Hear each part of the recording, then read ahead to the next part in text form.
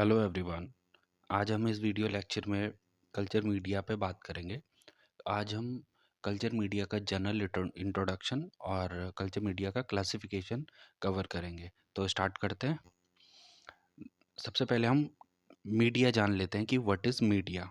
तो मीडिया जैसे किसी भी लिविंग ऑर्गेनिज्म के लिए या ह्यूमंस के लिए इसके डेवलपमेंट के लिए न्यूट्रिशन की ज़रूरत होती है, वैसे ही बैक्टीरिया को ग्रो करने के लिए, उनके डेवलपमेंट के लिए न्यूट्रिशन की ज़रूरत होती है। तो बैक्टीरिया को जो हम न्यूट्रिशन आर्टिफिशियली प्रोवाइड करते हैं, उसे हम मीडिया कहते हैं। तो media is an artificial food for bacteria. और इसकी ज़रूरत क्यों पड़ती है? बैक्टीरिया को न्यूट्रिशन की ज़रूरत उनकी ग्रोथ के लिए पड़ती है। तो बैक्टीरिया को ग्रो करने के लिए जो हम क्लिनिकल सैंपल्स में से, जैसे कि स्पुटम हो गया, पस हो गया, कोई फ्लूइड हो गया, सीएसएफ हो गया, इन क्लिनिकल स्पेसिमेन से बैक्टीरिया को आइसोलेट करना और उसके बाद ग्रो करना बैक्टीरिया को, इसके लिए हमें कल्चर मीडिया की ज़रूरत पड़ती है। और इसको ग्रो करने के बाद हम इसे इजीली आइडेंटिफाई कर सकते हैं। तो हम ये कह सकते हैं किसी भी क्लिनिकल सैंपल से बैक्टीरिया को निकालना, उसके बाद उसकी ग्रोथ को बढ़ाना, और उसके बाद एक बार अगर ग्रोथ बढ़ गई तो उसके बाद बैक्टीरिया को हम आइडेंटिफाई कर सकते हैं। तो मीडिया का होल पर्पस अल्टीमेटली देखा जाए तो आइडेंटिफिकेशन ऑफ बैक्टीरिया, देन एक बार आइडेंटिफाई हो गया उसके बाद बैक्टीरिया का ट्रीटमेंट। तो कल्चर मीडिया एक बेसिक नीड है बैक्टीरिया को बैक्टीरिया को ग्रो करने की, जो अल्टीमेटली बैक्टीरिया के आइडेंटिफिकेशन और लास्ट में उस बैक्टीरिया के अगेंस्ट क्या एंटीबायोटिक ट्रीटमेंट चलेगा उसके लिए यूज़ होता है। तो जनरली हम बैक्टीरिया के लिए कल्चर मीडिया का यूज़ करते हैं। पैरासाइट के लिए भी एक कल्चर मीडिया है, उसका यूज़ होता है। और हम फंजाई के लिए कल्चर मीडिया का यूज़ करते हैं।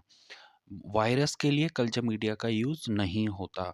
वायरस आर्टिफिशियल मीडियम पे ग्रो नहीं होता। वायरस को ग्रो करने के लिए वी नीड सेल लाइन्स। तो ये प्रिसाइसली हम बैक्टीरिया और फंजाई के लिए हम ज़्यादातर यूज़ करते हैं कल्चर मीडिया। तो कल्चर मीडिया एक आर्टिफिशियल फूड है बैक्टीरिया का, जो बैक्टीरिया की ग्रोथ के लिए ज़रूरी है। और बैक्टीरिया की ग्रोथ क्यों ज़रूरी है? बैक्टीरिया की ग्रोथ उसके आइडेंटिफिकेशन के लिए ज़रूरी है। और एक बार हमने आइडेंटिफाई कर लिया तो हम आइडेंटिफिकेशन के बेस पे उसका ट्रीटमेंट चला सकते हैं। तो हम देख लेते हैं कि बेसिक कॉन्स्टिट्यूएंट्स क्या हैं कल्चर मीडिया के। तो वाटर, वाटर क्या है? वाटर का फॉर्मूला H2O। तो it means H for hydrogen और O फॉर ऑक्सीजन। तो ये बैक्टीरिया के लिए हाइड्रोजन और ऑक्सीजन का सोर्स होता है। इलेक्ट्रोलाइट, इसमें सोडियम क्लोराइड एक वेल नोन इलेक्ट्रोलाइट है, NaCl, इसका यूज़ हम करते हैं। Peptone, it's a important. Peptone क्या है? एक मिक्सचर है पार्शियली डाइजेस्टेड प्रोटीन का। ये प्रोटीन हार्ट मसल से केसीन और फिब्रिन से हम इन प्रोटीन्स का यूज़ कर सकते हैं। हार्ट मसल में प्रोटीन होती है, केसीन भी एक प्रोटीन है, फिब्रिन भी एक प्रोटीन है। तो इन प्रोटीन का हम यूज़ पेप्टोन में कर सकते हैं। इनका एक मिक्सचर होता है जिसे हम पेप्टोन कहते हैं। और ये पार्शियली डाइजेस्टेड कैसे होते हैं? प्रोटियोलिटिक एंजाइम से। प्रोटियोलिटिक वो एंजाइम्स है जो प्रोटीन को ब्रेक डाउन करने का काम करते हैं, जिनकी एबिलिटी होती है प्रोटीन का ब्रेक डाउन। तो इस वजह से पेप्टोन क्या है? पेप्टोन को हम कह सकते हैं peptone is a source of amino acid, polypeptides और अदर ग्रोथ फैक्टर्स। क्योंकि प्रोटीन है, प्रोटीन बनते हैं अमाइनो एसिड से। तो अगर यहाँ पे पार्शियली डाइजेस्टेड प्रोटीन है, इट मीन्स इसमें अमाइनो एसिड है। प्रोटीन की बहुत लंबी लंबी चेन्स हैं, तो मीन्स पॉलीपेप्टाइड्स है, और कुछ अदर ग्रोथ फैक्टर इसमें इन्वॉल्व होते हैं। तो peptone is basically is a source of amino acid for growth of bacteria. इसके अलावा मीट एक्सट्रैक्ट का हम यूज़ करते हैं। इसमें मीट एक्सट्रैक्ट में क्या क्या होता है? प्रोटीन डिग्रेडेशन प्रोडक्ट होते हैं, कुछ इनऑर्गेनिक सॉल्ट होते हैं, और ग्रोथ फैक्टर्स होते हैं। इसके अलावा एक इम्पॉर्टेंट इंग्रेडिएंट और है, ब्लड और सीरम। एक खास तरीके के मीडिया में हम ब्लड का यूज़ करते हैं, जिसे हम ब्लड अगार भी कहते हैं। तो ये एक्चुअली एक एक्स्ट्रा न्यूट्रिएंट प्रोवाइड करता है एक मीडिया को। एक जो नॉर्मल सा मीडिया है जिसमें पेप्टोन है, इलेक्ट्रोलाइट है, प्रोटीन एक्सट्रैक्ट है, ये सब है, उसमें अगर हम एक्स्ट्रा ब्लड मिला दें तो वो हो गया ब्लड अगार। तो इसमें 5 to 10% डिफिब्रिनेटेड शीप ब्लड का हम यूज़ करते हैं। तो ऐसा ब्लड जिसमें फिब्रिन एब्सेंट हो या फिब्रिन इनएक्टिवेट हो, ऐसा ब्लड हम यूज़ कर सकते हैं, और वो ब्लड शीप का होता है और 5 to 10% उसकी कंसंट्रेशन होती है। इसके अलावा एक और इम्पॉर्टेंट कंपोनेंट है अगार। अगार एक ऐसा कंपोनेंट है कल्चर मीडिया का जो बैक्टीरिया को कोई न्यूट्रिशन प्रोवाइड नहीं करता। ये ज़ीरो न्यूट्रिशन प्रोवाइड करता है बैक्टीरिया को, यानी कोई भी न्यूट्रिशन प्रोवाइड नहीं करता। और कैसे बनता है? ये एक सीवीड है, एक एल्गी है, जिसका नाम जिलेडियम है। जिलेडियम स्पीसीज की एल्गी है, और इससे हमें अगार अ, हम अगार बनाते हैं। और बेसिकली अगार है क्या? It's a long chain polysaccharide. Polysaccharide carbohydrate का टाइप है। कार्बोहाइड्रेट का अगर आप क्लासिफिकेशन पढ़ोगे तो एक टाइप आता है उसमें, पॉलीसैकेराइड। तो ये लॉन्ग चेन पॉलीसैकेराइड्स हैं। इसमें कुछ स्मॉल प्रोटीन लाइक मटेरियल भी मिलते हैं और कुछ इनऑर्गेनिक सॉल्ट मिलते हैं। तो मेजर कंटेंट इसका लॉन्ग चेन पॉलीसैकेराइड है। अगर हम कल्चर मीडिया में इसकी कंसंट्रेशन की बात करें तो 2 to 3% हम इसकी कंसंट्रेशन किसी कल्चर मीडिया में रखते हैं। ये 98 डिग्री सेल्सियस पे मेल्ट हो जाता है, और अगर इसको कूल डाउन करें और 42 डिग्री सेल्सियस के आसपास का टेम्परेचर पे ये सॉलिडिफाई हो जाता है। जैसे मैंने पहले भी बताया, कोई न्यूट्रिशन प्रोवाइड नहीं करता, ये सिर्फ as a solidifying agent use होता है। अगर हम किसी कल्चर मीडिया में अगार को मिला देते हैं तो उस कल्चर मीडिया का जो नेचर है वो सॉलिड हो जाएगा। अगर हम इस अगार को हटा देते हैं तो कल्चर मीडिया का जो नेचर है वो लिक्विड हो जाएगा, और लिक्विड नेचर वाले को हम ब्रॉथ कहते हैं। जैसे अगर मैं एग्जांपल दूं, न्यूट्रिएंट ब्रॉथ। अगर न्यूट्रिएंट ब्रॉथ कहीं वर्ड है तो इसका मतलब न्यूट्रिएंट जो मीडिया है वो लिक्विड फॉर्म में है। अगर यही मीडिया न्यूट्रिएंट अगार मीडिया हो जाए, यानी नैम हो जाए, तो इसका मतलब न्यूट्रिएंट मीडिया सॉलिड स्टेट में है। तो अगार जहाँ पे वर्ड आए डिनोट्स सॉलिड स्टेट, जहाँ पे ब्रॉथ वर्ड आए वो लिक्विड स्टेट।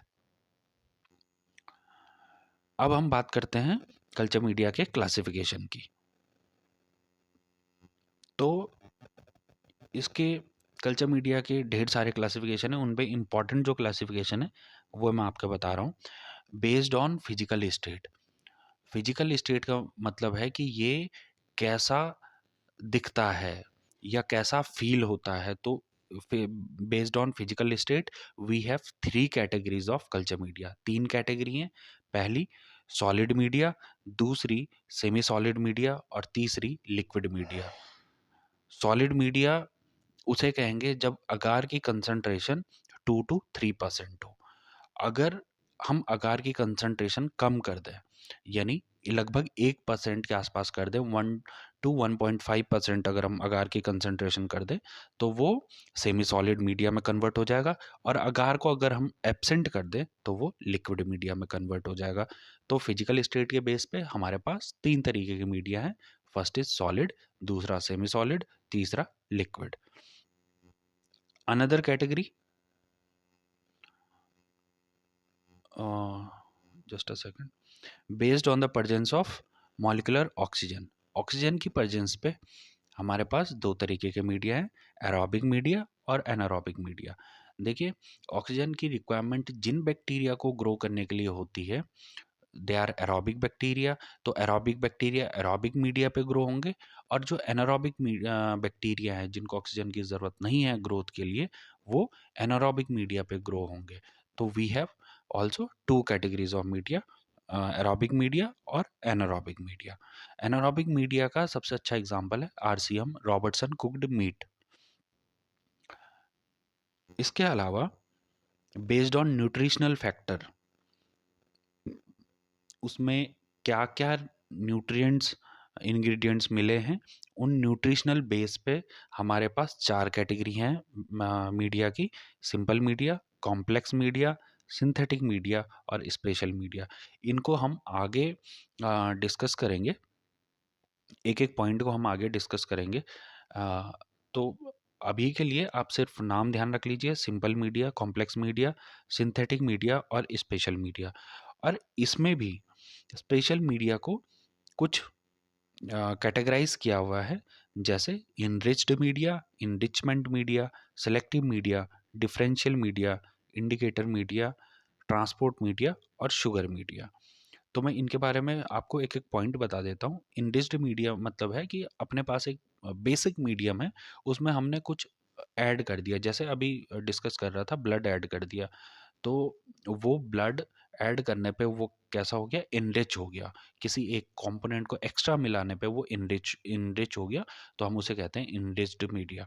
ऐसे ही enrichment media, enriched media actually solid होता है, इनरिचमेंट मीडिया लिक्विड होता है। सेलेक्टिव मीडिया, एक बैक्टीरिया के लिए एक मीडिया अगर हम कोई स्पेशल यूज़ करते हैं, तो वो उसका सेलेक्टिव मीडियम होता है। जैसे फॉर एग्जांपल, आप अगर स्टेफाइलोकोकस ऑरियस की बात करें, तो वहाँ एमएसए यूज़ होता है, मैनिटोल सॉल्ट अगार, तो उसका सेलेक्टिव मीडिया है। डिफरेंशियल मीडिया, जहाँ हम दो अलग अलग बैक्टीरिया में डिफरेंशिएट कर सकते हैं, तो जैसे मैकॉन्की अगार। तो मैकॉन्की अगार में हम लैक्टोज फर्मेंटर और नॉन लैक्टोज फर्मेंटर में डिफरेंशिएट कर सकते हैं, तो एक एग्जांपल डिफरेंशियल मीडिया का ये हो जाता है। इंडिकेटर मीडियम अगेन मैकॉन्की अगार दोनों है, इंडिकेटर मीडिया भी है और डिफरेंशियल मीडिया भी है। तो इंडिकेटर कैसे, ये हमें इंडिकेट करेगा, इंडिकेट कैसे करेगा, by the production of colour. तो जैसे मैकॉन्की अगार में लैक्टोज फर्मेंटर अगर बैक्टीरिया है, तो उसकी कॉलोनी पिंक कलर की होगी। अब पिंक कलर हमें इंडिकेट कर रहा है कि ये कॉलोनी लैक्टोज फर्मेंटर बैक्टीरिया की है। तो ऐसे मीडिया को हम क्या कहेंगे, इंडिकेटर मीडिया कहेंगे।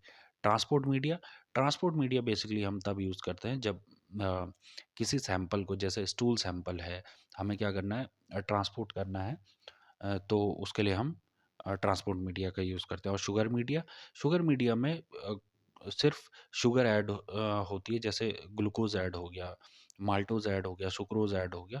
तो ऐसे मीडिया जिसमें शुगर हम ऐड करते हैं, सिर्फ शुगर ऐड करते हैं, तो उसे हम शुगर मीडिया कहते हैं। इनको हम नेक्स्ट वीडियो लेक्चर में हम डिस्कस करेंगे। तो आज के लिए इतना ही। बाकी नेक्स्ट वीडियो में हम इन मीडिया के बारे में, इन कैटेगरीज के बारे में आगे डिस्कस करेंगे। Till then, thank you.